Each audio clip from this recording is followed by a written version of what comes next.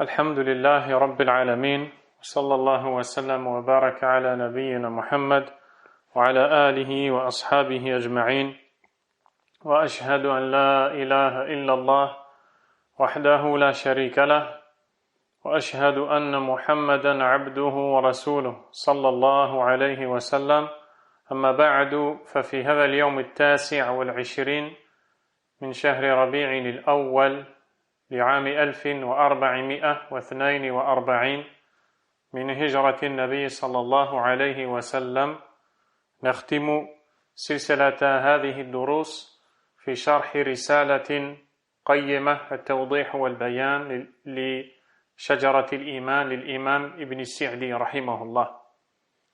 Le 15 novembre 2020 et nous voici réunis pour le dernier ou la dernière séance de l'étude de l'écrit intitulé La clarification et l'éclaircissement de l'arbre de la foi par l'éminent savant Abdurrahman ibn Nasir al-Sa'di, qu'Allah lui fasse miséricorde. Nous nous sommes arrêtés après avoir vu que parmi les mérites de la foi qui en découle, le fait que cette dernière est le refuge du croyant dans toute situation. C'est cette foi qui va faire que le croyant va savoir comment se conduire et quels seront les meilleurs comportements à avoir lors de toute situation confondue, tant bien dans la joie que dans la tristesse, dans la force ou la faiblesse, la sécurité ou la peur, et toute autre situation auquel est amené le croyant ou que le croyant, est amené à rencontrer dans sa vie. Après cela, l'auteur, rahimahullah ta'ala, nous dit « Wa minha أن الإيمان الصحيح يمنع العبد من الوقوع في الموبقات كما ثبت في الصحيحين أو في الصحيح عن النبي صلى الله عليه وسلم أنه قال لا يزني الزاني حين يزني وهو مؤمن ولا يسرق السارق حين يسرق وهو مؤمن ولا يشرب الخمر حين يشرب وهو مؤمن الحديث رواه البخاري ومسلم من حديث أبي هريرة. L'auteur, rahimahullah ta'ala, nous dit que parmi les mérites de la foi authentique empêche le croyant de tomber dans les péchés surnommés par le prophète même, sallallahu alayhi wa sallam, al-mubiqat. Al-mubiqat, ce sont les destructeurs, c'est-à-dire les péchés gravissimes. Ils font donc partie des péchés majeurs. La foi est un rempart, est une forteresse, une protection donnée par Allah subhanahu wa ta'ala aux serviteurs afin de se prémunir de ces péchés qui seront pour sa personne destructeurs et qui auront des dégâts gravissimes. Le prophète alayhi salatu wassalam nous dit dans le récit rapporté par l'imam al-Bukhari et Muslim, quand le fornicateur commet la fornication, sa foi n'est pas complète. Lorsque le voleur vole, sa foi n'est pas complète. Lorsque celui qui consomme l'alcool le fait, sa foi n'est pas complète. Si l'on prenait les termes cités dans le hadith, on verrait que le prophète alayhi salatu wassalam littéralement dit La yazni zani hina yazni wa huwa mu'min, c'est-à-dire le fornicateur ne commet pas la fornication tout en étant croyant. Le voleur ne commet pas le vol tout en étant croyant ou alors tout en ayant la foi. Le consommateur de boissons enivrantes ne le fait pas tout en ayant la foi, tout en ayant croyant. C'est-à-dire que ce péché est gravissime et ces péchés sont gravissimes, ils relèvent des péchés majeurs.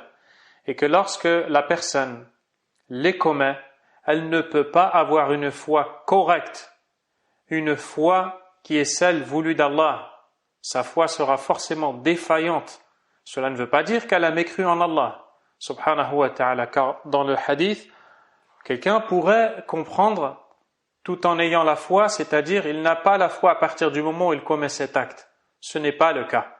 Ce qui est voulu, c'est que le fornicateur, le consommateur de boissons enivrantes, le voleur, qui commettent ces péchés majeurs, ne peuvent pas le faire avec une foi complète, une foi comme celle qu'Allah veut d'eux, subhanahu wa ta'ala. Ainsi, l'on comprend que la foi complète, forcément, est un rempart et protège le serviteur de ce genre de péché. L'imam al-Sa'di, rahimahullah ta'ala, nous dit ensuite فأخبر أن الإيمان إذا صاحبه عند وجود أسباب هذه الفواحش فإن نور إيمانه يمنعه من الوقوع فيها فإن النور الذي يصحب الإيمان الصادق ووجود حلاوة الإيمان والحياء من الله الذي هو من أعظم شعب الإيمان بلا شك يمنع من مواقعة هذه الفواحش ومن وقعت منه فإنه لضعف إيمانه وذهاب نوره وزوال الحياء ممن يراه حيث نهاه وهذا معروف مشاهد والإيمان الصادق الصحيح يصحبه الحياء من الله والحب له والرجاء القوي لثوابه والخوف من عقابه والنور الذي ينافي الظلمة وهذه الأمور التي هي من مكملات الإيمان لا ريب أنها تأمر صاحبها بكل خير وتزجره عن كل قبيح.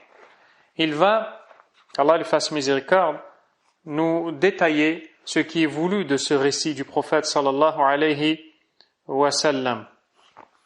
Il nous dit tout d'abord que le prophète alayhi salatu wa sallam nous a informé que la foi qui accompagne la personne, la foi présente dans le cœur de la personne, va la protéger par la permission d'Allah subhanahu wa ta'ala lorsque les causes des péchés se réuniront en la personne.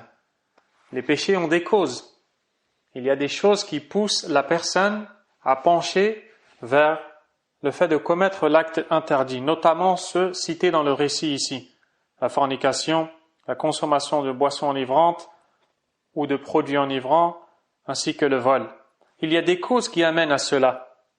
La foi, nous dit l'auteur, le prophète alayhi salatu wassalam nous informe que quand elle accompagne la personne, de par sa lumière, la lumière de la foi, elle empêche la personne de tomber dans ses péchés, c'est-à-dire malgré la présence des causes y appelant.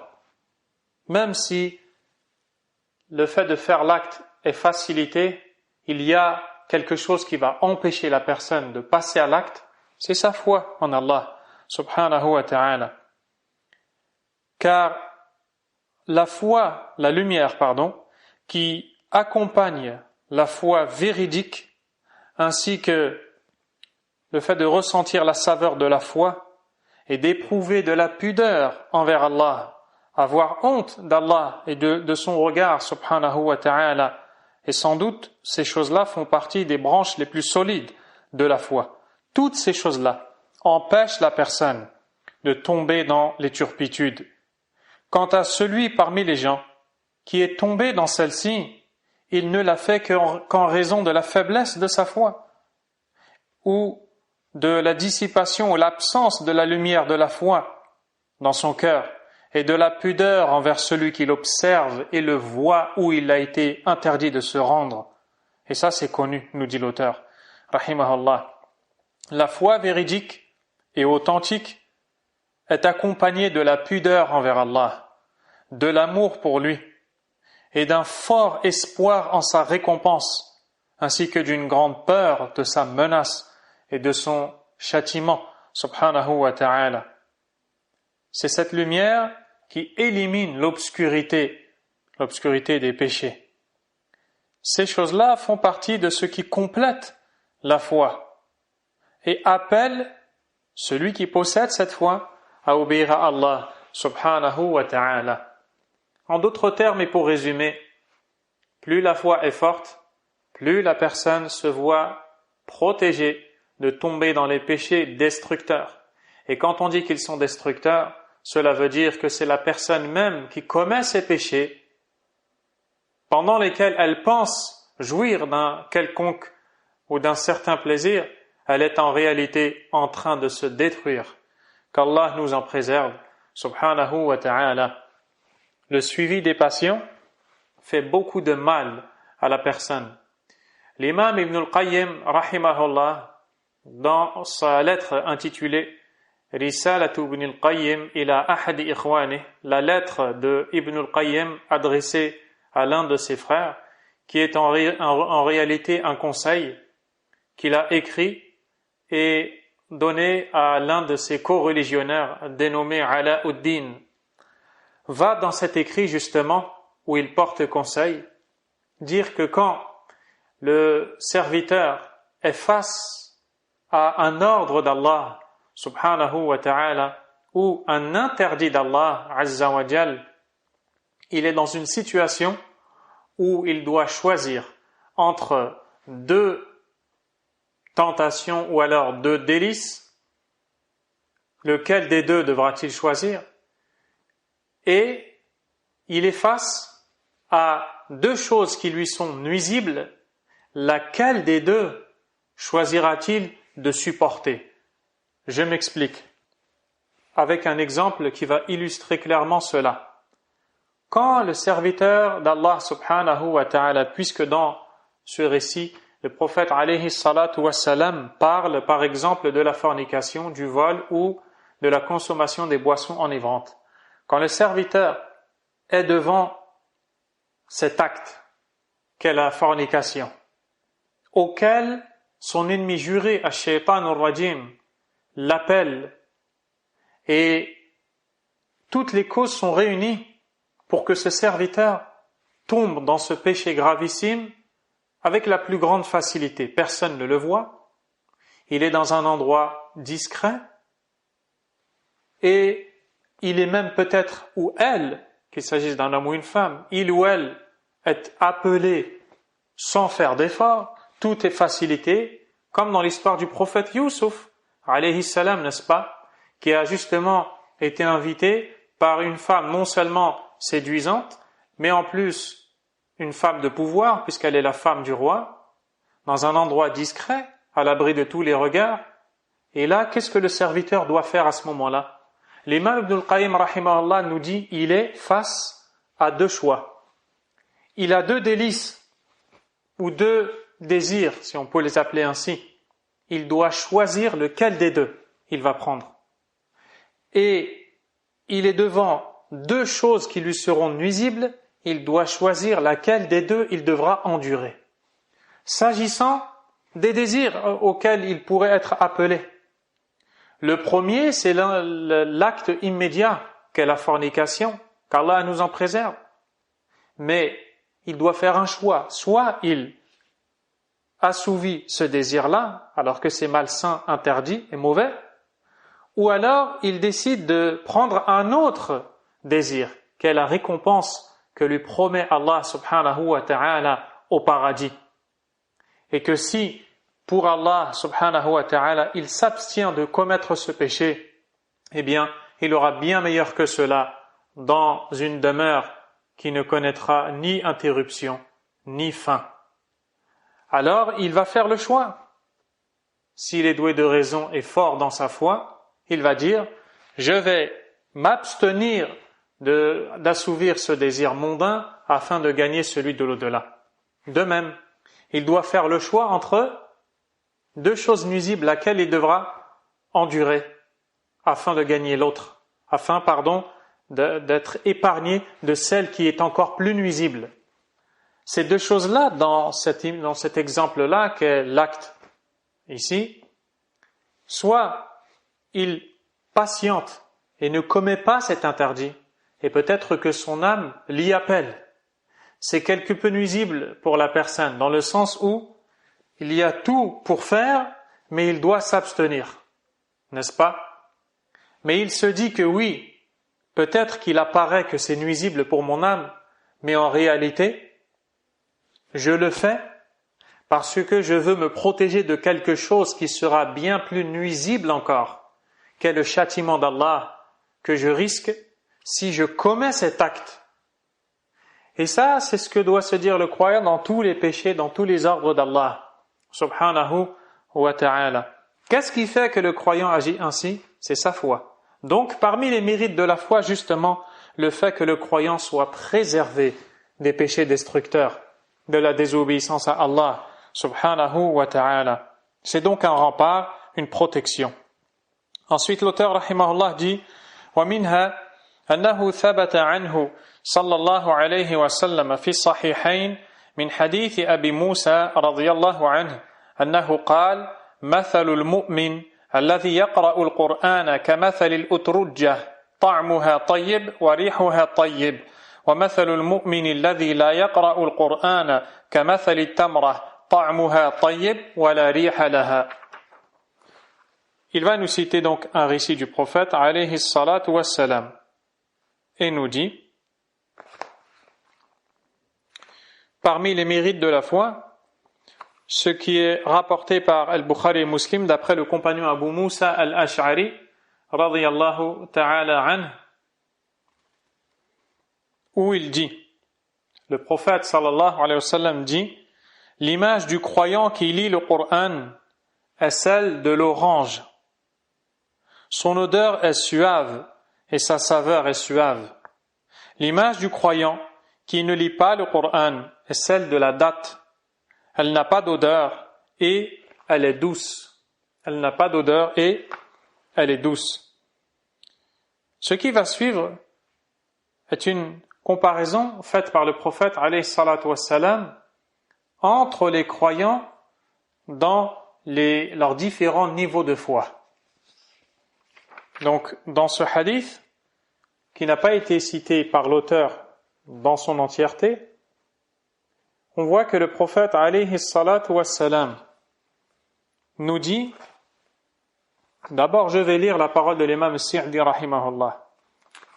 L'imam nous dit, وَهَؤُلَاءِ الْقِسْمَانِ هُمْ خَيْرُ الْخَلِيقَةِ فَإِنَّ النَّاسَ أَرْبَعَةُ أَقْسَامٍ خَيْرٌ فِي نَفْسِهِ متعد خيره إلى غيره وهو خير الأقسام فهذا المؤمن الذي قرأ القرآن وتعلم علوم الدين فهو نافع لنفسه متعد نفعه إلى غيره مبارك أينما كان كما قال الله تعالى عن عيسى وجعلني مباركا أينما كنت طيب في نفسه صاحب خير وهو المؤمن الذي ليس عنده من العلم ما يعود به على غيره فهذان القسمان هما خير الخليقة الخير الذي فيهم عائد إلى ما معهم من الإيمان القاصر والمتعدي نفعه إلى الغير بحسب أحوال المؤمنين.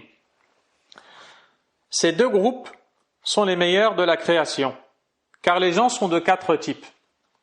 Quand il dit que ces deux groupes sont les meilleurs de la création, il parle de ce dont a parlé le prophète alayhi salatu wassalam quand il a comparé l'image du croyant al-mu'min qui a la foi et qui lit le Coran à celle de l'orange.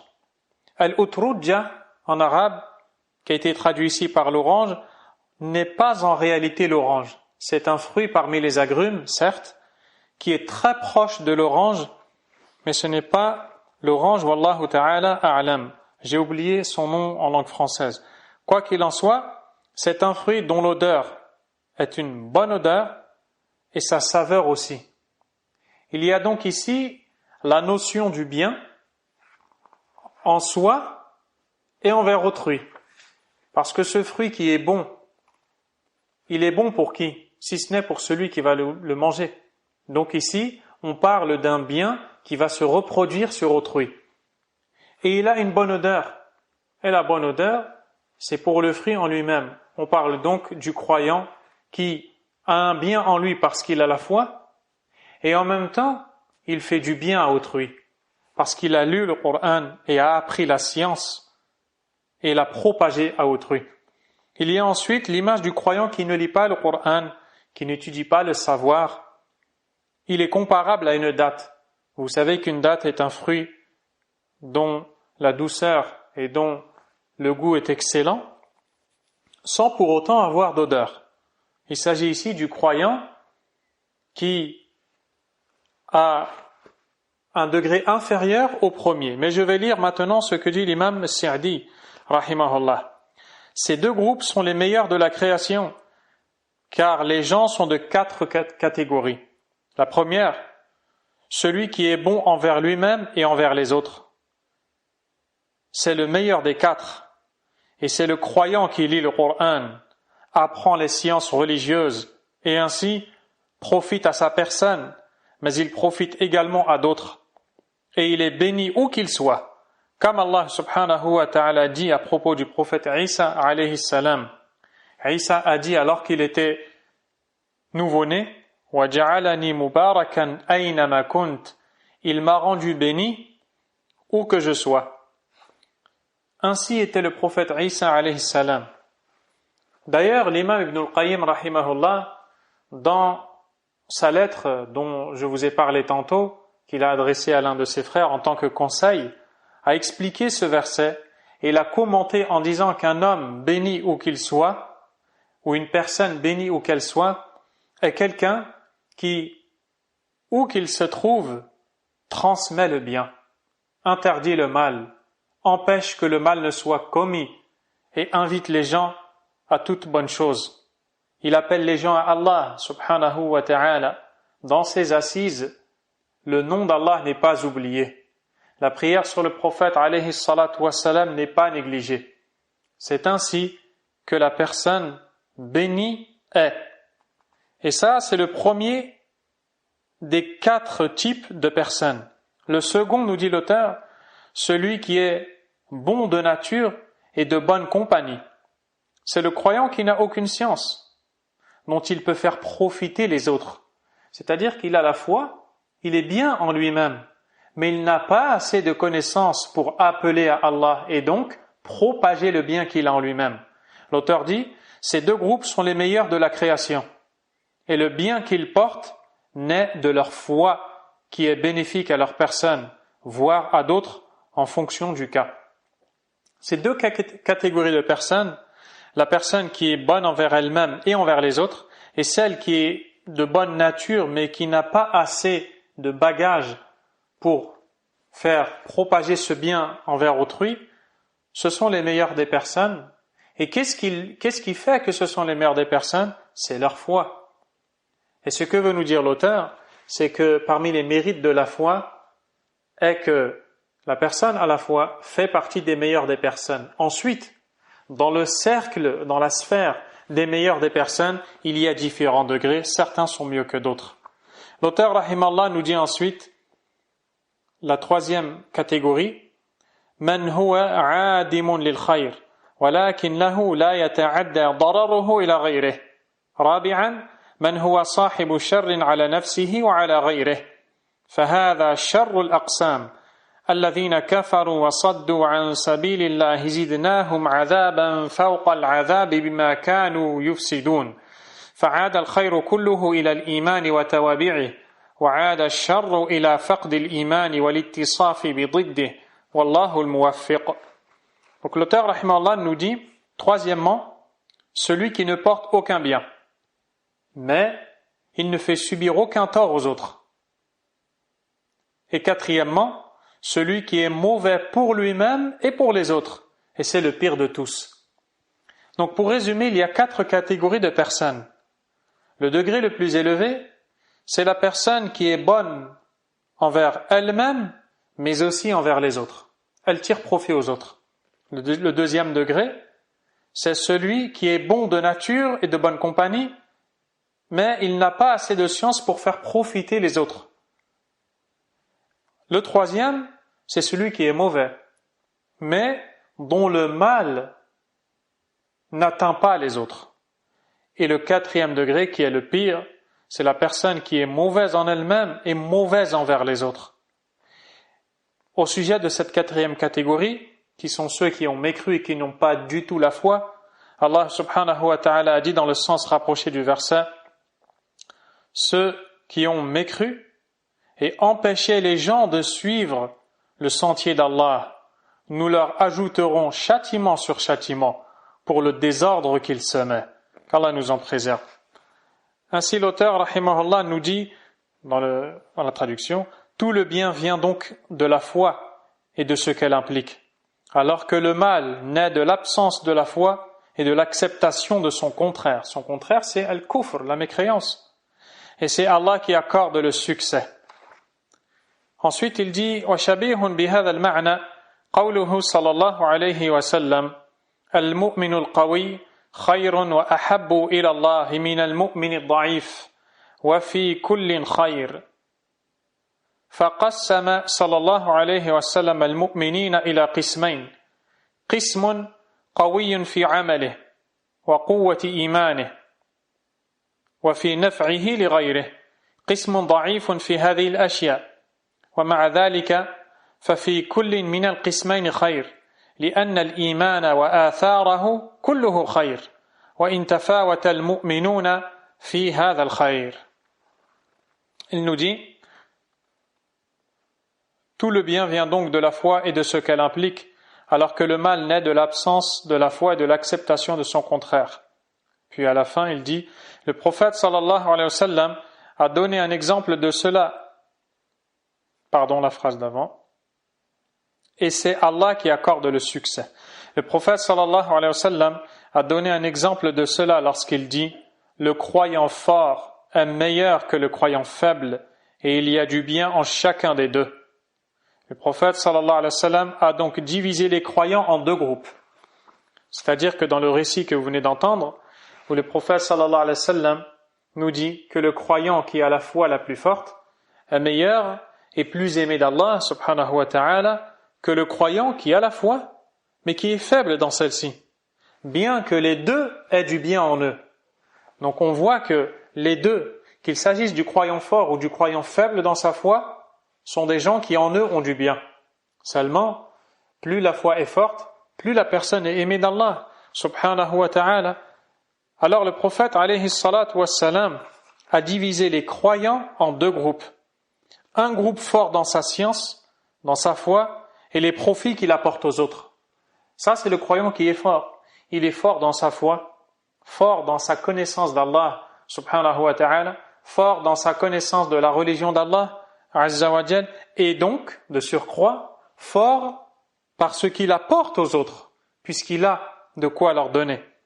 Et le deuxième degré, c'est un groupe faible en ces choses. C'est un groupe de croyants qui a la foi, mais qui est faible.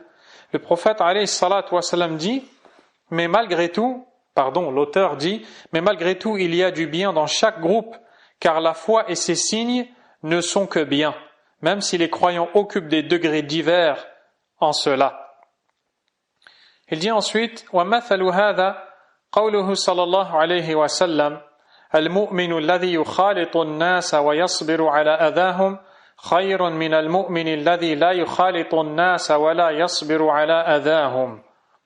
Le prophète alayhi salatu wassalam a donné un autre exemple lorsqu'il dit « Le croyant qui se mêle aux gens et endure leurs nuisances est meilleur que le croyant qui ne se mêle pas aux gens et n'endure pas leurs nuisances. » C'est-à-dire que les deux sont bien, mais le premier est meilleur. Et les deux ont la foi, et c'est pour ça qu'ils sont bien. Si ce n'est que le premier cité est meilleur. Pourquoi est-il meilleur? Parce qu'il se mêle aux gens et il endure leurs nuisances. Il se mêle aux gens, il ne les fréquente pas dans le sens où il est ami de tout le monde, si bien qu'il est l'ami de quelqu'un qui commet des péchés autres. Non, il se mêle aux gens dans le sens où il apporte au bien du gens. Il apporte aux gens, du bien. Il les appelle à Allah, subhanahu wa ta'ala. Il fait tout pour corriger et rectifier leur cheminement malsain vers Allah subhanahu wa ta'ala, pour les appeler au repentir de leurs péchés, et eux, peut-être qu'ils lui rendent en retour des nuisances. Et lui, qu'est-ce qu'il fait? Il endure, il patiente. Sans doute, et nul doute que celui-là est meilleur que celui qui se dit, pour me protéger, je ne vais fréquenter personne, afin d'épargner ma personne du mal des gens. Lui, il veut se protéger lui-même. Et le premier, il veut corriger les autres. Donc il est meilleur, sans le moindre doute. L'auteur, rahimahullah, nous dit وَمَفْهُومُ هَذِهِ النُّصُوصِ الصَّحِيحَةِ الْمُحْكَمَةِ أَنَّ فَاقِدَ الْإِيمَانِ لَا خَيْرَ فِيهِ لأنه إذا عدم الإيمان فإما أن يكون الشخص أحواله كلها شر وضرر على نفسه وعلى المجتمع من جميع الوجوه، وإما أن يكون فيه بعض الخير الذي قد انغمر بالشر وغلب شره خيره. والمصالح إذا انغمرت واضمحلت في المفاسد صارت شرا، لأن الخير الذي معه يقابله شر نظيره فيتساقطان، ويبقى الشر الذي لا مقابل له من الخير يعمل عمله. ومن تأمل الواقع في الخلق رأى الأمر كما ذكر النبي صلى الله عليه وسلم. Pour conclure, l'auteur a dit, on peut tirer de ces textes authentiques et clairs qu'il n'y a aucun bien en celui qui n'a pas la foi. Donc celui qui n'a pas l'iman ne fait pas partie des gens qui ont le khayr.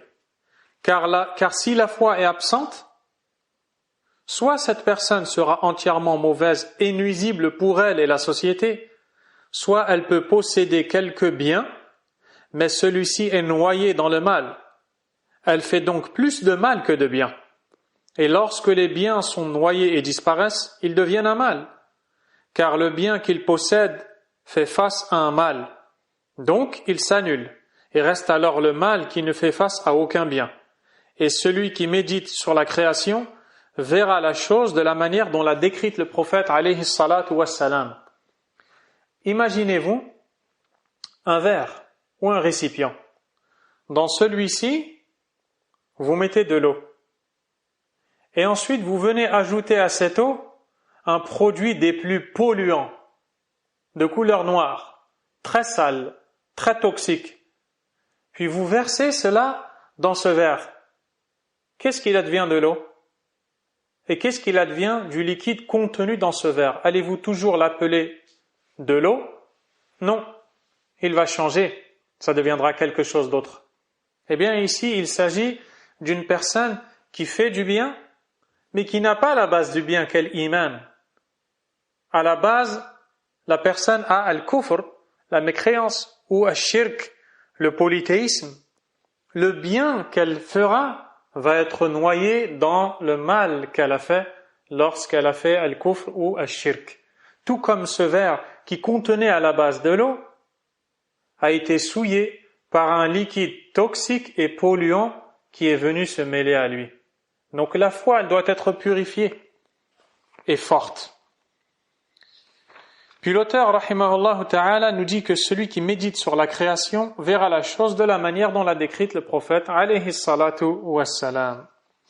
En conclusion de cet écrit très bénéfique, qu'Allah nous a facilité de lire, l'auteur a dit, Al-Khatimah, فَتَبَيَّنَ مِمَّا تَقَدَّمَ أَنَّ هَذِهِ الشَّجَرَةَ الْمُبَارَكَةَ شجرة الإيمان أبرك الأشجار وأنفعها وأدومها، وأن عروقها وأصولها وقواعدها الإيمان وعلومه ومعارفه، وساقها وأفنانها وشرائع الإسلام والأعمال الصالحة والأخلاق الفاضلة المؤيدة المقرونة بالإخلاص والمتابعة لرسول الله صلى الله عليه وسلم، وأن ثمارها وجناها الدائم المستمر السمت الحسن والهدي الصالح والخلق الحسن واللهج بذكر الله وشكره والثناء عليه والنفع لعباد الله بحسب القدرة، نفع العلم والنصح ونفع الجاه والبدن ونفع المال وجميع طرق النفع. On peut tirer de ce qui a précédé, c'est-à-dire de tout le livre, que cet arbre béni, qu'est l'arbre de la foi, est le plus béni des arbres, le plus profitable et le plus durable. Voici le meilleur arbre, Shajaratul Iman, l'arbre de la foi en Allah, qui a été planté par Allah dans le cœur du croyant, comme l'a dit l'imam Sirdi dans l'introduction de cet écrit. Et vous savez que cet écrit a été en réalité basé sur le verset où Allah subhanahu wa ta'ala a dit Alam tara kayfa daraba Allahu mathalan kalimatan tayyibatan ka shajaratin tayyibah asluha thabit wa far'uha fi as-sama' tu'ti ukulaha كل حين بإذن ربها تؤتي أكلها كل حين بإذن ربها jusqu'à la fin du verset. Dans le sens du verset, Allah Azza wa Jal dit à son prophète sallallahu alayhi wa sallam et bien sûr aux croyants de méditer sur cet arbre. De méditer sur cet arbre. N'as-tu pas vu comment Allah propose en exemple une bonne parole, pareil à un bel arbre, dont les racines sont fermes et les branches s'élancent dans le ciel. Il donne à tout instant ses fruits par la grâce de son Seigneur.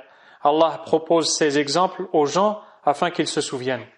Et cette image ou cette parabole proposée par Allah est celle de la foi dans le cœur du croyant qui ressemble à un arbre. La foi dans le cœur du croyant ressemble à un arbre et cet arbre a été défini par le prophète ou alors il a été précisé par le prophète sallallahu alayhi wa sallam comme étant un nakhla, c'est-à-dire le palmier. Et on a vu que le palmier est le meilleur de tous les arbres et nous avons vu les causes pour lesquelles il est ainsi, en raison du bien qu'il apporte et qu'il donne à autrui.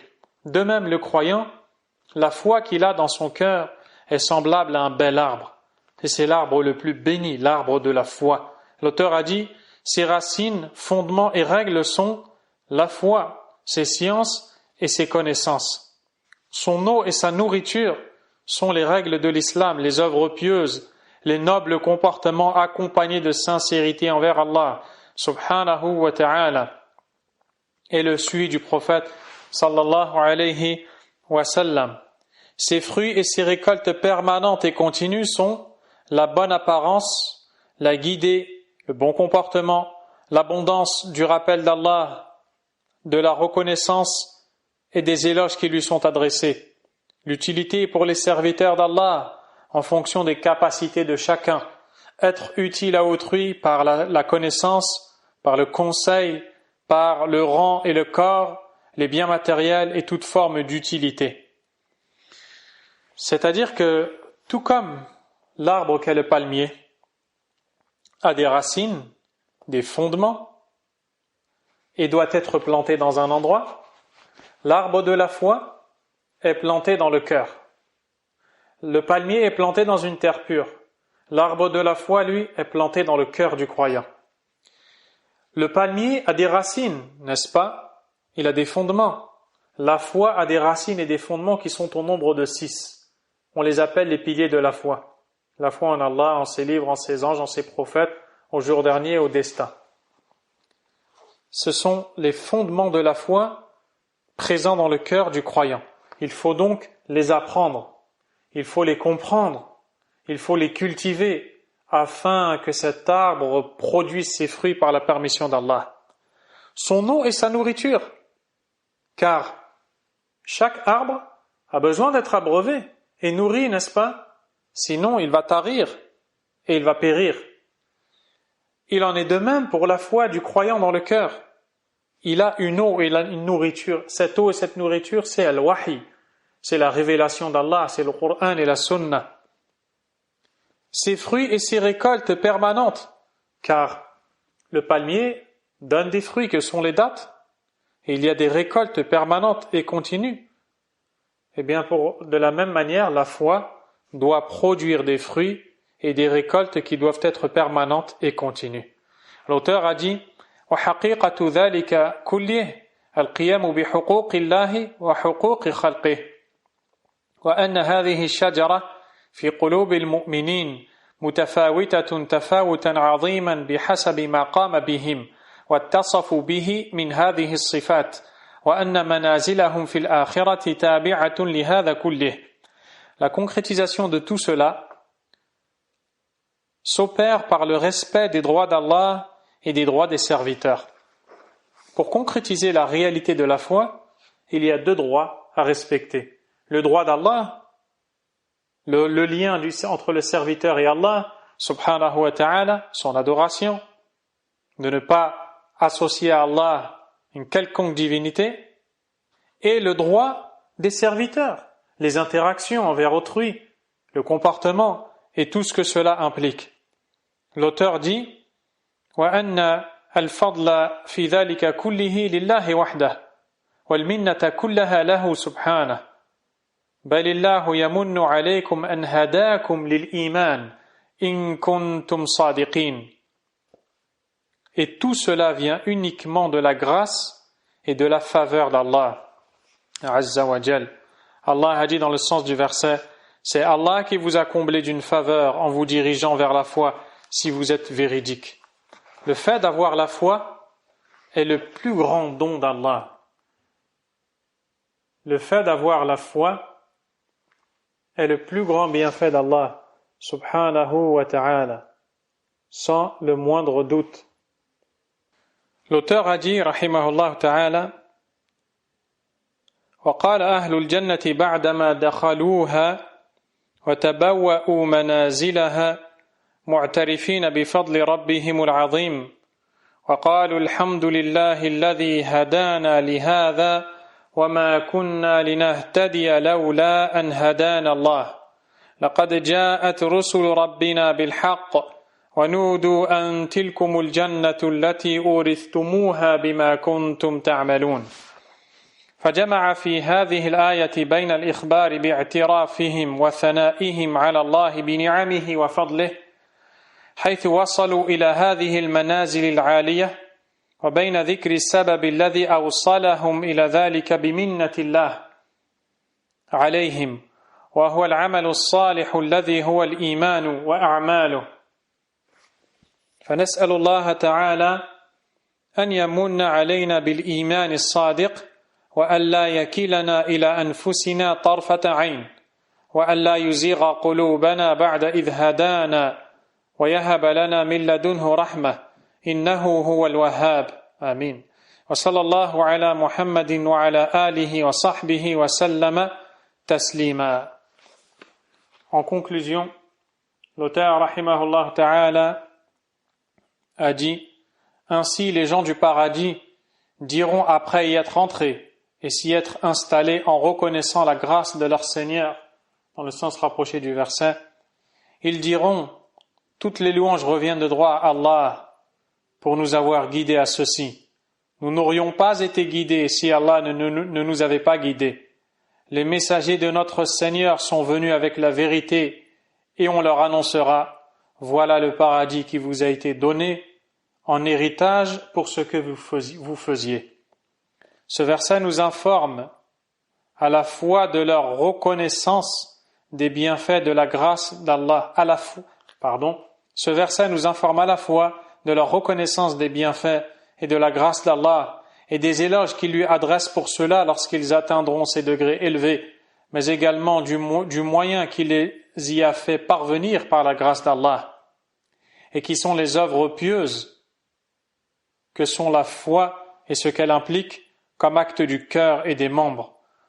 Nous demandons à Allah subhanahu wa ta'ala qu'il nous accorde une foi véridique et qu'il ne nous confie pas à nous-mêmes, serait-ce le temps d'un clin d'œil, qu'il n'égare pas nos cœurs après nous avoir guidés et qu'il nous fasse don de sa miséricorde, car il est le donateur suprême. Que les éloges et le salut d'Allah soient sur le prophète Mohammed alayhi salatu wassalam. Donc ces gens-là reconnaissent le bienfait d'Allah et pour cela, ils ont accès au paradis et ils voient un double bienfait d'Allah sur eux. Le bienfait d'Allah, c'est de les avoir guidés et de leur avoir facilité l'accès à la foi. Et le deuxième bienfait, c'est de leur avoir facilité de faire les causes y menant. Parce qu'Allah Azza wa Jal ici nous dit qu'ils entrent au paradis, ils héritent de ce paradis pour ce qu'ils faisaient. C'est-à-dire que par la cause de leurs actions, ils auront accès au paradis d'Allah subhanahu wa ta'ala. Et ces actions-là sont le fruit des bienfaits d'Allah sur eux encore. Et l'auteur rahimahullah a dit قال ذلك وكتبه العبد الفقير إلى الله عبد الرحمن بن ناصر بن عبد الله بن السعدي غفر الله له ولوالديه ولجميع المسلمين حرر في اليوم الثامن من شهر ذي الحجة سنة 1374 هجريا والحمد لله رب العالمين وتم نقله في 14 من جمادى الثانية سنة 1376 بقلم عبد الله السليمان السلمان فلله الحمد من قبل ومن بعد. Écrit par l'indigent devant Allah, Abd al-Rahman, fils de Nasir al-Sa'di, qu'Allah lui pardonne, ainsi qu'à ses parents et à l'ensemble des musulmans, achevé le 8 du mois de Dhul Hijjah 1374, louange à Allah, Seigneur de l'univers. Et ainsi, par la grâce d'Allah, subhanahu wa ta'ala, s'achève l'étude de cet écrit ô combien bénéfique, At-Tawdih wal-Bayan li Shajaratil Iman, la clarification et l'éclaircissement de l'arbre de la foi. Qu'Allah subhanahu wa ta'ala fasse miséricorde à l'imam Sa'di et lui pardonne ses fautes et lui donne accès au paradis. Et qu'il fasse de nous des croyants au cœur rempli de foi en Allah et aux œuvres pieuses. Il en est certes capable.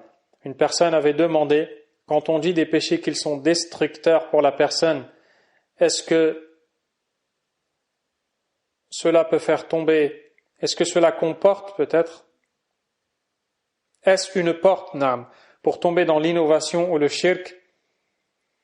La réponse est que les péchés ont plusieurs degrés de gravité. Le pire, c'est ash-shirku billah. Et nul doute que le shirk, sous toutes ses formes, fait partie des péchés destructeurs et il est au summum. Il est au degré le plus élevé d'ailleurs des péchés destructeurs. Ensuite, il y a al-bid'ah, il y a l'innovation. Aucun doute que l'innovation est un péché destructeur. Et ensuite, il y a les péchés majeurs, comme la fornication, la consommation de boissons enivrantes et autres. Voici le degré de gravité. Le shirk, le polythéisme, ensuite la bid'ah, l'innovation, et ensuite les péchés majeurs.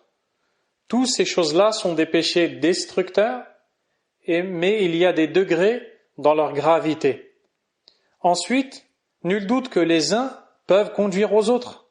Pour cela, les savants ont dit, par exemple, al-bid'ah baridul kufr. L'innovation conduit à la mécréance. Combien parmi les innovateurs ont commencé par les bid'ah et sont arrivés au shirk, sont arrivés au polythéisme? De même pour les péchés peuvent conduire à plus grave. Car les savants disent as-sayyi'atu tunadi ukhtaha. Le péché appelle son frère. C'est-à-dire que le mal appelle à un autre mal. Donc, les péchés ont des degrés de gravité. Le pire est le shirk. En dessous, il y a la bid'a. Et enfin, il y a les péchés majeurs. Chacun peut être une porte pour amener à l'autre. Qu'Allah nous en préserve. Wallahu a'lam wa sallallahu wa sallam wa baraka ala nabiyyina Muhammad وعلى آله وأصحابه أجمعين سبحانك اللهم وبحمدك أشهد أن لا إله إلا أنت أستغفرك وأتوب إليك